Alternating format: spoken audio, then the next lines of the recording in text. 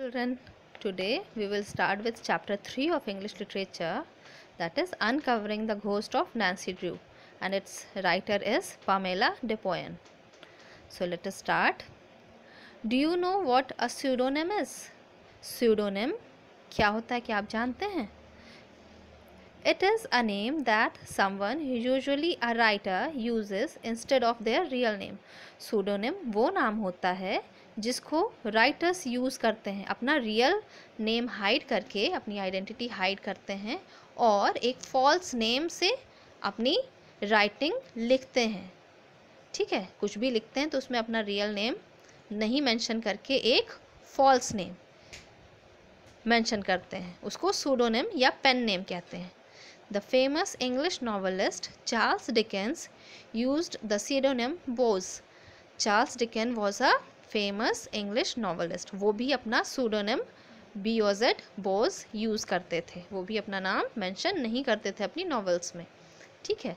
Read this passage about a young man's search for the real author of the popular Nancy Drew series of detective novels.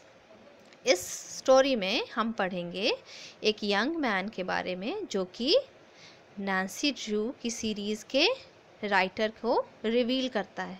वो पता लगाता है कि Nancy Drew एक बहुत ही famous book की series है, उसके राइटर के बारे में ये बॉय सर्च करता है, फाइंड आउट करता है.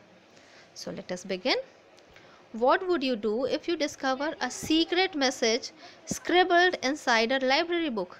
आप क्या करोगे अगर आपको कोई सीक्रेट मैसेज लिखा हुआ दिखता है किसी लाइब्रेरी बुक के अंदर? कोई बुक आप लाइब्रेरी से लो और उस बुक के अंदर आपको एक सीक्रेट मैसेज दिखता है, तो आप क्या करोगे? And what if it was a clue to a mystery you were trying to solve? और अगर वो आपको क्लू देता है, आप कोई मिस्ट्री फाइंड आउट कर रहे हो और उसका क्लू आपको उससे मिल जाता है, तब आप क्या करोगे जिससे आपकी मिस्ट्री सॉल्व हो जाती है? In 1963, a young library worker named Geoffrey Lapin discovered something mysterious about a favorite book, Detective Nancy Drew. 1963 में एक यंग लाइब्रेरी वर्कर था, उसका नाम था जॉफ्रे लैपिन. उसने कुछ डिस्कवर किया, कुछ मिस्टीरियस बात डिस्कवर की.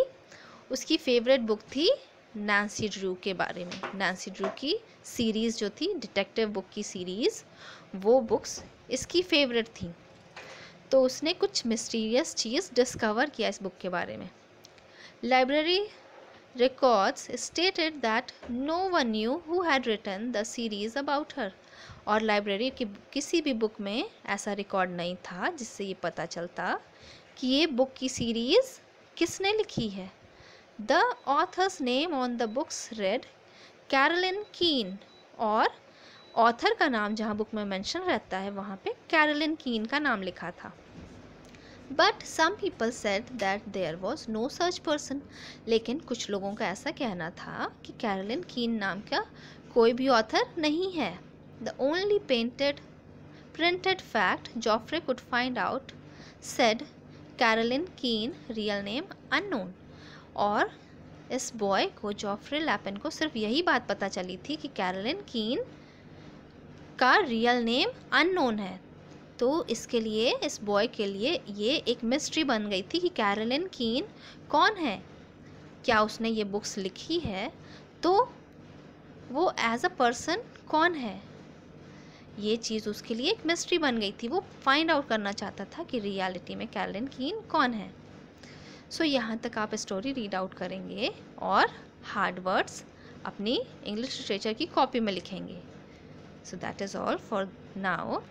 Thank you.